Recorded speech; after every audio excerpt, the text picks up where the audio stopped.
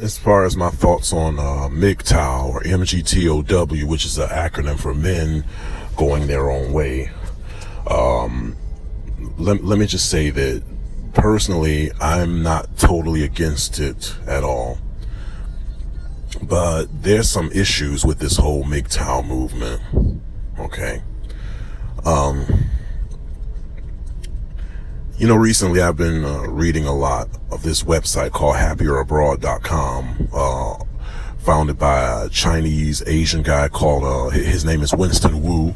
And, while I'm at work stacking my paper, I've been reading a lot of his articles, and a lot of the stuff on that blog is real, like trying to, he talks about not just women and different cultures and dating. He talks about how American society and like a lot of East Asian cultures are like the Matrix. They have a very unhealthy obsession with money and grades, and a lot of people define their self-worth based on money and grades and whether or not they're going to find a wife and get married and have kids. And that was the norm for a long time, but a lot of it was by force and coercion or shaming language. But then the 60s and the 70s happened, where you had the civil rights movement, sexual revolution, second wave feminism, where women demanded equality and control over their own personal lives. And also in the 70s, you had a lot of people who could travel now. See, unless you were in the military and the armed forces or in the Navy, a lot of people did not travel overseas. There was very limited geographical mobility.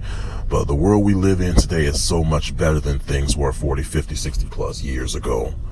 And if anybody should know this better than anybody else, is black men. And I just laugh every time I hear people talk about how there should be a return to 1950s traditionalism and arranged marriage. I'm like, isn't yearning for a life of voluntary slavery and community service rather stupid and weak and pathetic? But about this MGTOW stuff, basically, I'm not going to sit up here and exaggerate and speculate. I've come across someone's blog years ago saying that black men subconsciously created MGTOW, but it was not called MGTOW, MGTOW. It was just a way of life. Because I think that men of color, especially black men, were the very first ones to experience how the system has failed them and fucked them over. And even in today's generation, a lot of other races of men are catching on also. And what's happening in the black community is happening to everybody. We've seen the death of lifetime jobs, and we've seen what happened to our fathers and our grandfathers, and we've seen the strains and the struggling of married people trying to hold down a family and trying to hold down a job, and people who lose their jobs and they go home, they want to commit suicide. And a lot of whites and Asians per se, and Winston Wu said the same thing on his blog happierabroad.com, where white people and Asian people, well, East Asians, they lose a job, they start thinking life is over. If their wife divorce them and cheat on them, they think that life is over. They kill themselves. Whereas a lot of niggas, black people, we don't give a shit, not because we're lazy, but because we're smarter than that. We know that we have options. We know that, in the back of our mind, there's something better out there. We know that. Okay. And especially after seeing what happened to a lot of our forefathers getting fucked over by the system or by their wives. And, they, and back in the old days, a lot of men did not have no life outside of his role of being a provider for his family. Once he lost his ability to provide for his family, their wife and kids, they took their attention somewhere else. Like, okay, nigga, if you can't provide for us, what the fuck we need you for? Get on. And before women's rights, the second wave feminism, a lot of women, they just sat on their ass freeloading off a man's labor and resources, whether she pursued dick on the side or not. And she just used the kids as an excuse that she can sit around all day and not have to pull her own fucking weight. And a lot of men back in those days, they thought that having a family and marriage and children and getting a job was the greatest achievement. Now, a lot of people, men rather, they value their own self-worth based on that. Based on whether or not he could provide for his family and find a wife. And a lot of men were stupid enough to believe that they were going to be rewarded for that. Just like slaves during slavery, a lot of black folks thought, they were stupid enough to believe that if you pray and get down on your hands and knees and pray about it, you're going to be rewarded in the afterlife. But I mean, come on, how many of you seen that work out? And if you don't believe me, take a look at all of the old men in a lot of retirement homes who did what society told them to do, did the quote-unquote right thing. They still got played. They still got fucked by the system, and your wife can leave you when you're 50, 60 years old. You can sacrifice for your kids, discipline them or whatever, but none of that shit matters when they get grown, and it's not going to be guaranteed that they're going to assist you when you get old, wearing diapers and shit. They might move to a different city, state, or country, anything like that. So, and a lot of brothers, yeah, you do have a lot of guys in today's generation talk about they want to find a wife and get married. Other people, on the other hand, it's just like, fuck that. I'm not going to do what society tells me to do. I'm not going to let society do my thinking for me. I'm unplugging myself from the matrix. Fuck society. Fuck a marriage contract and get married and having kids and that, bearing all that burden, all that responsibility.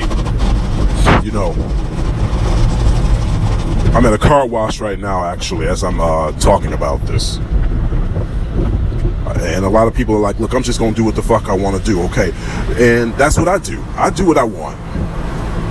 I'm not interested in trying to fulfill society's expectations about me and trying to fix society's problems and trying to fulfill society's expectations because of my race or my age or my generation and play the fucking maintenance man and get a plunger and not just plunge out my own shit from out the toilet bowl, but to plunge out everybody else's. I ain't with that.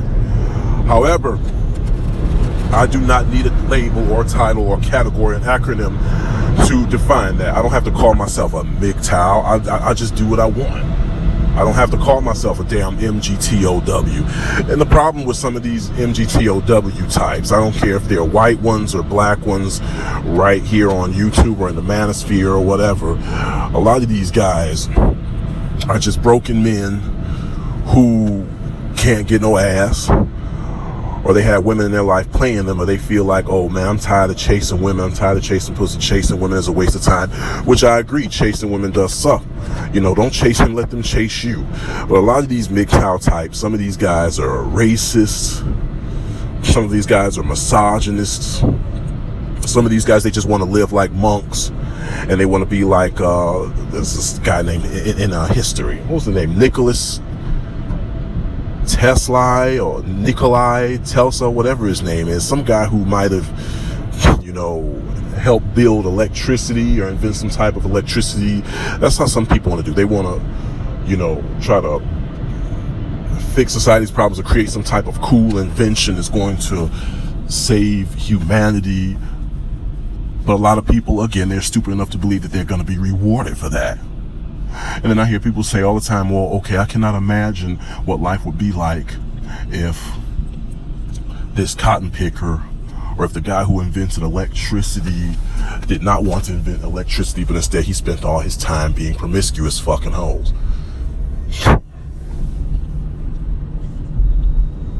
So that's their excuse that they want to use. And then what some of them are trying to do is they're trying to use black men to try to further their bullshit agendas, and some of these people will sit up and say, oh well, every time a black person gets killed by the cops, oh, he got what he deserved, he was a thug, comply or die. But then whenever you expose them about their fuckery, like child abuse, people who go around engaging in stoning women to death, prostitute killers, incest, bestiality, and white mass murderers like Elliot Rodger, then they get real defensive, and they get real defensive about these killer cops who go around killing people and wreaking havoc on society and get away with it. See, I call the police state the legalized thuggery. But then some of these people, they say, oh, this black person is a thug, he's wearing a hoodie, this and that and the third, or he's hyper masculine, he got muscles and tattoos. But some of these guys who want to call themselves MGTOW or whatever, and it's not even guys who call themselves MGTOW, just regular guys, regular everyday black men, alpha males, womanizers, thugs, bad boys, street dudes, whatever you want to call them. We're not like our fathers and our grandfathers, where we have seen the older assumptions of older generation turn into shit and sewer water. You know, we're not like our fathers and our grandfathers. We're not a bunch of guys who are in our 50s and 60s who'd have been lied to and had all of our lives. Guys who have had their hearts broken and they lost their job and their job was exported to a foreign country, and then they dealt with divorce and child support. And a lot of people are just not interested in playing that bullshit game, and a lot of us are waking up to the fact that things like monogamy is not natural, and getting a job ain't nothing special, and going to college at a university is going to put you in debt for the rest of your life. That shit ain't special. So we just do what we want, but we don't have to call ourselves MGTOW and say, oh, we gonna go our own way, and I'm going to show these women and this and that and the third, because some of these guys have a lot of rhetoric of venomous rhetoric. You know, they have this mentality like they want to watch the world burn. They're a bunch of hardcore misanthropists. For those of you who don't know what a misanthrope is, I suggest you get on urbandictionary.com and look it up.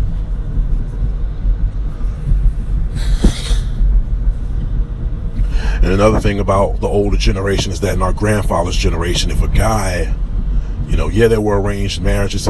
Even back then, to some degree, if he got a woman pregnant, the father would go nuts and go, oh, you're going to marry my daughter. You're going to turn her into an honest woman.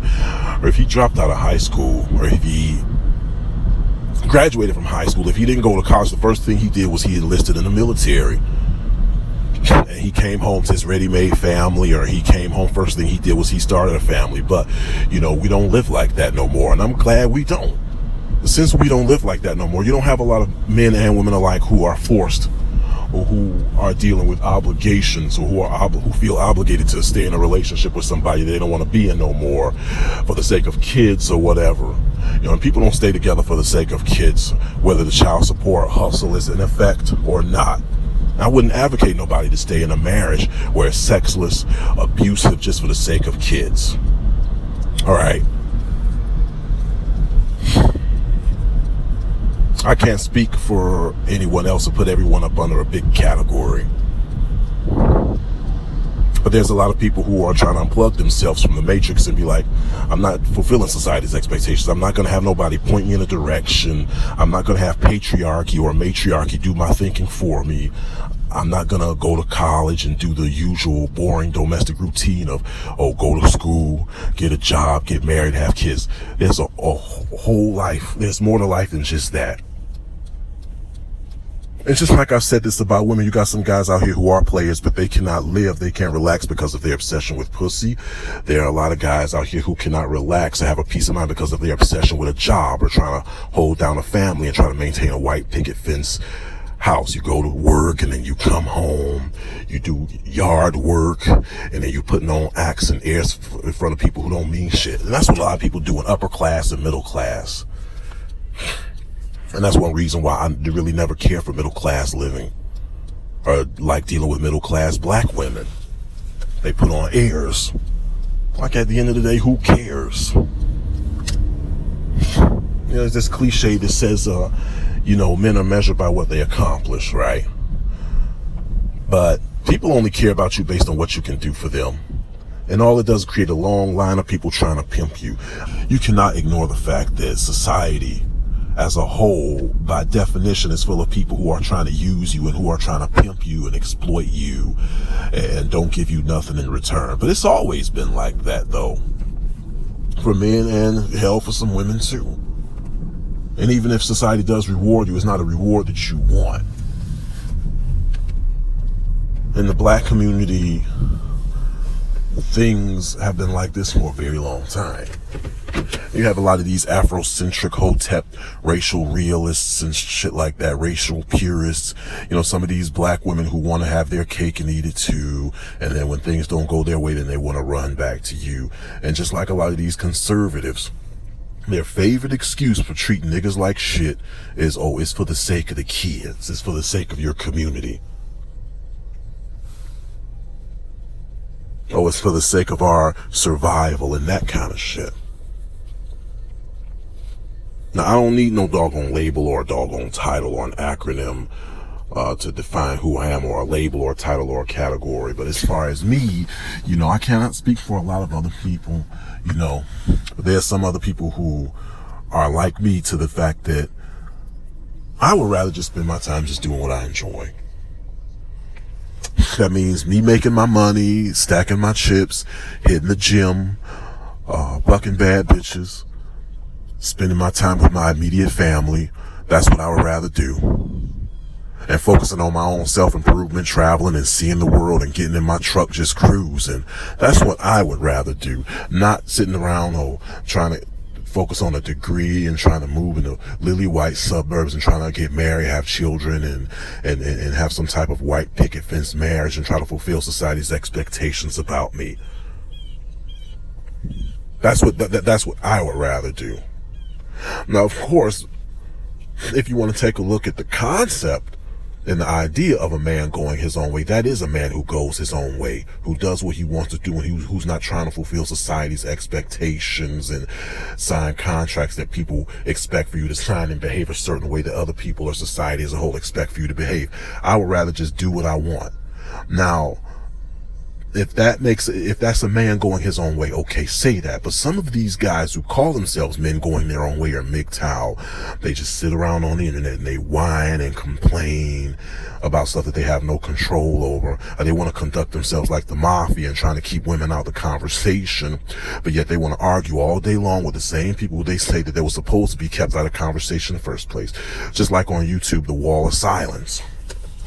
There was this wall of silence movement, or black men vent or whatever, and all this other type of stupid garbage. Well, they claim that they want to just go their own way and they're going to do what they want, but they want to conduct themselves like the mafia or organized crime element again, and keep certain people out of the conversation, but then they argue all day long with the same type of people who they say that they can't stand.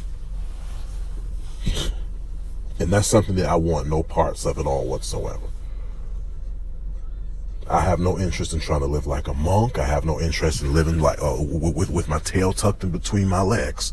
And it seems like that's what some of these MGTOW guys are doing, you know, and they whine all day long about hypergamy this and hypergamy that. And it's just you know, they talk about how, black men are stealing other races of men's women, and masturbation is bad for you, which it is. I can agree with that. Or they want to say that how there should be returned to 1950s traditionalism. Hypergamy this and hypergamy that. And they say, oh, women are like big kids. Women are like big kids. They don't believe in paying bills and blah, blah, blah, blah, blah, blah. They take their money, they spend it all on bullshit. They act like big kids. It's just a bunch of bullshit that I'm not interested in hearing. It's some garbage that I want no parts of.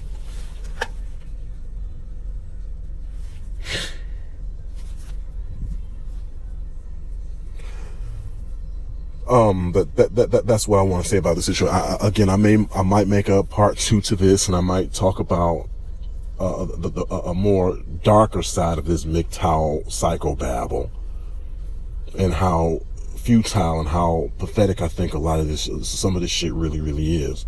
You know, you want to do what you want to do and say, forget about society's rules, do that, because that's what I do. But I don't need a damn acronym to describe me. And I'm certainly not interested in joining no clique or anything like that, and trying to have people beg me to co-sign with some type of bullshit rhetoric that they're on, and then when I don't want to co-sign and they want to take it personal. But that's my topic for right now.